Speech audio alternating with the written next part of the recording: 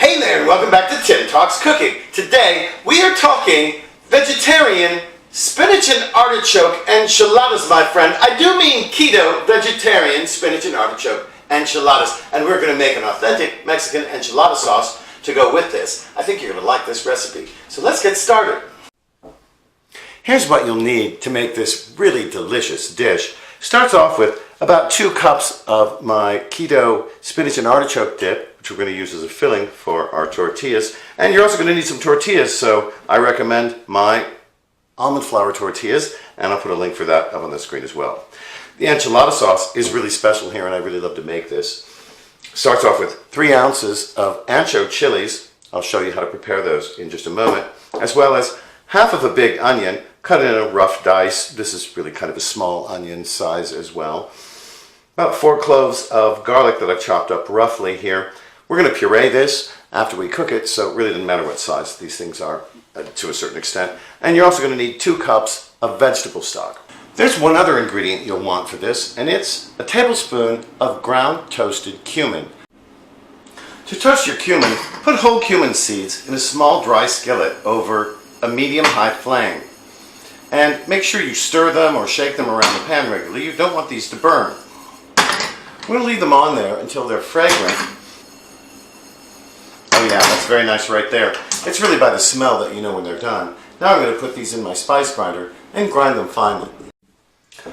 To prepare the chilies, what we first want to do is remove the stem, if there is one. You can see there is. And they're kind of tough. Sometimes these are brittle. If they're too brittle, you can stick them in the microwave for a few seconds. These I stuck in there for about 15 seconds. This has become a little more supple, makes it a little easier to deal with. Get that out of there. And then we're going to open the chili up. And we want to remove the seeds. They just fall right out. I'm going to get most of them. It's alright if we have a few of them in there still when we get done. But ancho chilies, generally it's pretty easy to get all the seeds out. And as much as possible, we want to keep this in one piece. Again, it's not a tragedy if we leave them in there. I like it spicy. Ancho chilies aren't too spicy generally, but sometimes they have a little kick. And they're delicious. Anyway, there we go. And we're going to continue until we've finished all of our chilies. Next, we're going to toast our chilies. You've seen me do this before in the chili recipe I did for the great chili confrontation. See, I've got a few seeds that are popping out. That's okay. We don't have to be too careful here. These are mostly kind of brittle. They're going to soften up with the heat. And you know what, I'm just going to kind of go ahead and put it in there. I don't want to be too careful. And here you can see these once very brittle, dry peppers are now becoming supple. And if you were here, you would know that they're really fragrant and great, man. That is such a great smell, the smell of toasted chilies. And now these are ready to remove from the heat. I'm just going to go ahead and put them in a saucepan. Next, we're going to add the garlic and the onions to our chilies.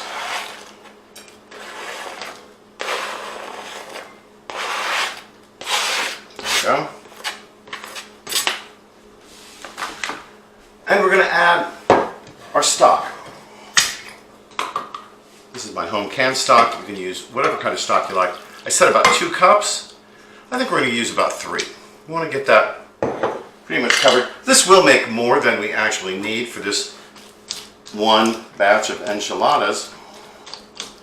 You know what? I'm going to put the whole quart in there. There we go. Now, of course, you can eyeball yours. The strength of your sauce and how thick it is will depend on how much stock you put in there. I'm going to bring this to a boil, and then I'm going to put the lid on it and let it steep for 20 minutes. Oops, I nearly forgot to add the ground cumin. Let's get that in there. And you know what? We also need to season this with a little kosher salt, as well as some freshly ground black pepper, as always.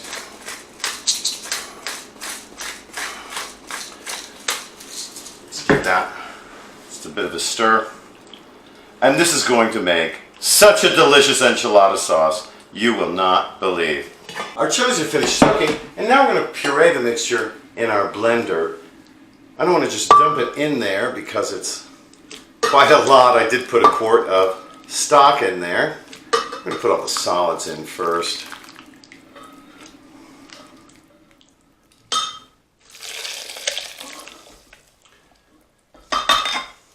I think I'm going to gradually incorporate this liquid. Now, a couple of things here.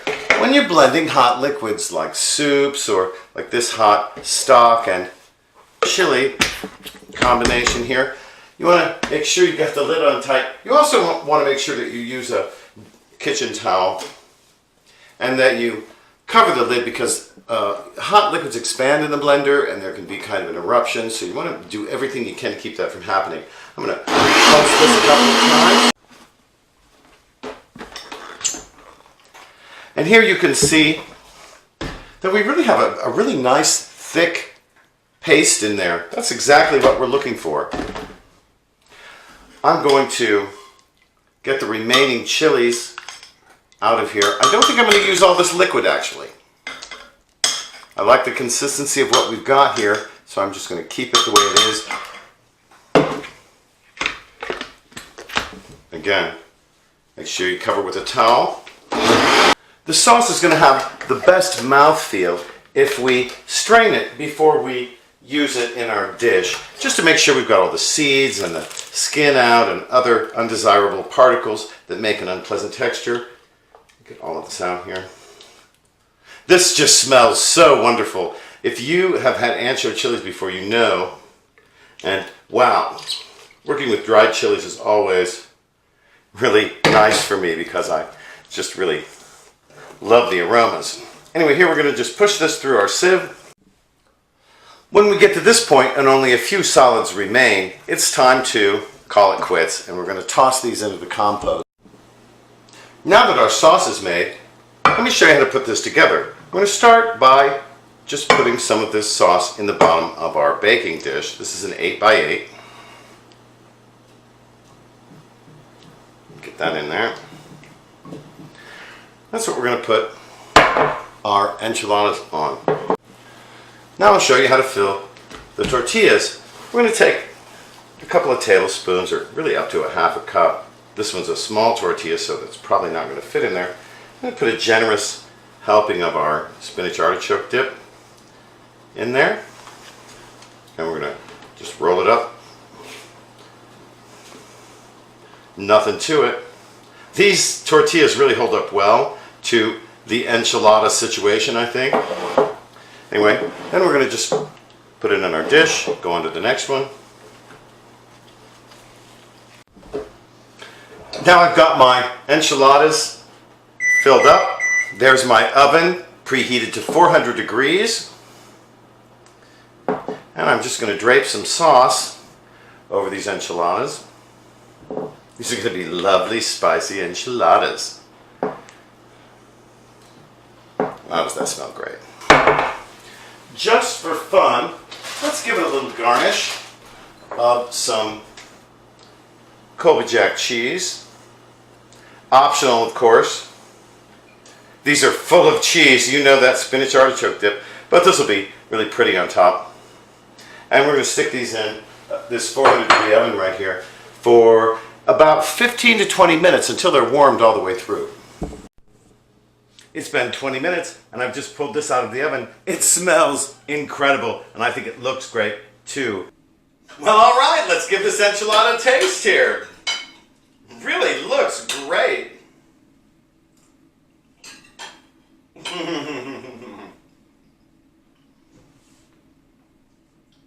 Oh yeah.